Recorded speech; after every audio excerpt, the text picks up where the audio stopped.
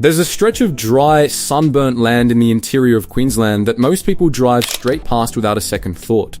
Low ridges, scrubby grass, red dirt tracks, and the occasional rumble of machinery in the distance. It looks like nothing, like somewhere the world forgot about. But if you were to dig just a few meters beneath your feet in the right spot, you would find something almost impossible to believe. The ground here is loaded with sapphires. Not a handful, not a patch. Millions upon millions of them, hidden inside ancient gravel beds that run for hundreds of kilometres in every direction. This is the central Queensland sapphire gemfields, one of the largest sapphire provinces ever found on the surface of this planet. And the fact that most people have never heard of it might be the most remarkable thing about it. The gemfields sit roughly 45 kilometres west of Emerald in Queensland's Central Highlands. A handful of small towns mark the district: Rubyvale, Sapphire, and Anarchy. These are not big places, they are quiet, dusty communities where the main activity is pulling gemstones out of the earth. But the scale of the resource beneath them is staggering. The sapphire-bearing ground here covers approximately 900 square kilometres. To understand what that means, consider that many of the world's most celebrated gem deposits exist within a single valley or along a short stretch of riverbed. Here the sapphires are spread across an entire volcanic plateau, 900 square kilometers of it. Before we talk about how people find and extract these stones, it's worth understanding how they got here in the first place. Because that story stretches back tens of millions of years and begins not at the surface, but deep inside the earth. Sapphires are a form of the mineral corundum. Corundum is aluminium oxide in crystal form, and it sits at 9 on the Mohs hardness scale, second only to diamond. That hardness matters enormously, because it means sapphires can survive geological processes that destroy almost everything else. They can be lifted, tumbled, transported, buried, exposed to water and heat, and they will still be there intact waiting in eastern Australia. Sapphires are intimately connected to ancient volcanic activity. Roughly 20 to 50 million years ago, this part of the continent experienced a long period of basalt eruptions. Basalt is the dark volcanic rock that forms when magma rises from the mantle, the deep layer of the earth located beneath the crust. As that magma forced its way toward the surface, it didn't travel alone. It carried fragments of rock from deep inside the earth along with it. Geologists believe the sapphires themselves formed in the lower crust or upper mantle, where temperatures and pressures are extreme enough to force aluminium-rich rocks to crystallize into corundum. When the volcanic eruptions occurred, the rapidly ascending magma essentially ripped chunks of those deeper rocks free and dragged the crystals upward.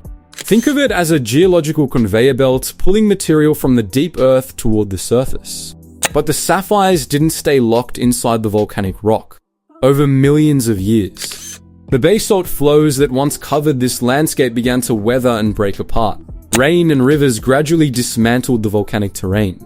Most minerals in basalt decompose under these conditions. Feldspar breaks down into clay, pyroxene dissolves, but sapphires, because of their extreme hardness, simply don't. They remain intact as the rock around them crumbles to nothing. What you're left with after millions of years of erosion are tiny, indestructible crystals sitting in the soil, freed from the rock that carried them to the surface. Rivers then did the rest, moving water sorts material by density and durability, concentrating the heaviest, most resistant particles into specific layers of gravel. This is called placer formation, and it's the same process that creates alluvial gold deposits.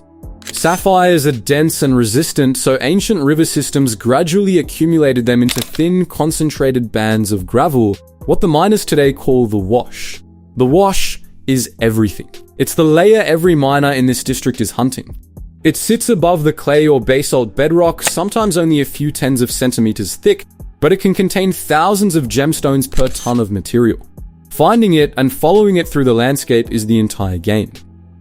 The first Europeans to notice unusual colored stones in the creeks and soil around Anarchy were prospectors in the late 19th century. There was initially real confusion about what they had found. Some believed the stones were rubies, which is how Rubyvale got its name, even though the town ended up sitting in the middle of one of the world's great sapphire fields.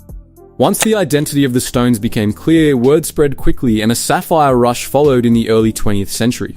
Thousands of miners moved into the district, sinking shafts, digging tunnels, and scratching through hillsides in search of the gravel. It was rough, physical, speculative work, the kind of work where a man could spend a month digging and find almost nothing, then on the next day strike a pocket of gravel so rich it changed the course of his life entirely. That culture never entirely disappeared. Around Rubyvale and Sapphire today, you can still find independent miners working small claims with simple equipment, washing gravel by hand and keeping an eye out for the next significant find. There's something almost timeless about it, people doing by hand what people have been doing here for over a century. The tools have improved, the knowledge is deeper. But the basic act is unchanged, you move the earth, you wash the gravel, and you look. But alongside that tradition, the scale of operations has grown considerably. One of the most significant industrial projects in the region is the Capricorn Sapphire mine, a large open-cut operation that takes a fundamentally different approach to extracting the resource. Open-cut mining means working downward from the surface rather than tunneling underground. At Capricorn, excavators first strip away the overburden, the soil and rock sitting above the sapphire-bearing gravel. Once the wash layer is exposed, it's dug out and transported to a processing facility. There the material is fed through a washing system, typically a trommel, which is a rotating cylindrical drum that separates material by size as water is passed through it. The process breaks apart clay, flushes away fine sediment, and allows the heavier minerals to concentrate. Because sapphires are denser than most of the surrounding material, they naturally settle into the heavy fraction. After washing, the remaining concentrate is sorted, sometimes by hand, sometimes using optical sorting machines capable of detecting the gemstones automatically. What makes Capricorn particularly significant is the estimated scale of the resource. Geological assessments suggest the deposit contains tens of millions of carats of sapphire-bearing material. A carat is 200 milligrams, the standard unit for measuring gemstones. When deposits are described in hundreds of millions of carats, you are in genuinely rare territory. This is not a typical gem find, this is one of the largest sapphire resources ever documented anywhere on Earth. And Capricorn is just one operation within the wider Gemfields. The entire central Queensland district, across its 900 square kilometres of sapphire-bearing ground, represents a province of extraordinary scale. At various points during the 20th century, Australia supplied as much as 70% of the world's sapphire production. 70%. From a remote stretch of inland Queensland that most people couldn't point to on a map. Now, if any of that surprised you, if you've learned something in the last few minutes that you genuinely didn't know before, that's exactly the kind of thing that keeps a channel like this alive. People don't subscribe because someone asks them to. They subscribe because they realize they want more. So if this is landing for you, the button's there. There's another aspect of these gemstones worth discussing because it sets Queensland sapphires apart from what most people picture when they think of a sapphire. The classic image is a deep, uniform blue stone. And while blue sapphires certainly exist here, many of the gems from Queensland display something more complex color zoning where blue. Green and yellow appear simultaneously within a single crystal. These are known as party sapphires, and they've developed a significant following among collectors and designers. The color zoning happens because of trace elements within the crystal structure. Iron and titanium influence the blue tones in sapphire. But the chemical environment during crystal growth isn't static. If conditions shift while the sapphire is forming, if different trace elements become available at different stages, distinct color bands develop within the same stone. The result is a gem that contains an entire spectrum of color within a single crystal, like a miniature landscape captured in mineral form. It is completely natural, and in Queensland it's remarkably common. The landscape across the Gemfield still carries the physical memory of more than a century of digging. Old shafts dot the hillsides, some descending 10 or 20 meters to reach the sapphire-bearing gravel below. These were hand-dug by miners following the traces of ancient river channels through the rock. They're still there today. Quiet reminders of the long and often unpredictable history of this place and the people who have worked it. What makes the central Queensland sapphire gemfield so extraordinary isn't any single thing. It's the combination of events that had to occur in precisely the right sequence over an enormous span of time. First, the formation of corundum crystals deep inside the earth, under conditions of extreme heat and pressure. Then the volcanic eruptions that carried those crystals toward the surface. Then millions of years of weathering that dismantled the volcanic rock while leaving the sapphires intact. Then, ancient river systems concentrating those crystals into the thin gravel layers that miners now chase across the landscape. Remove any single step from that chain and this sapphire province might never have existed at all.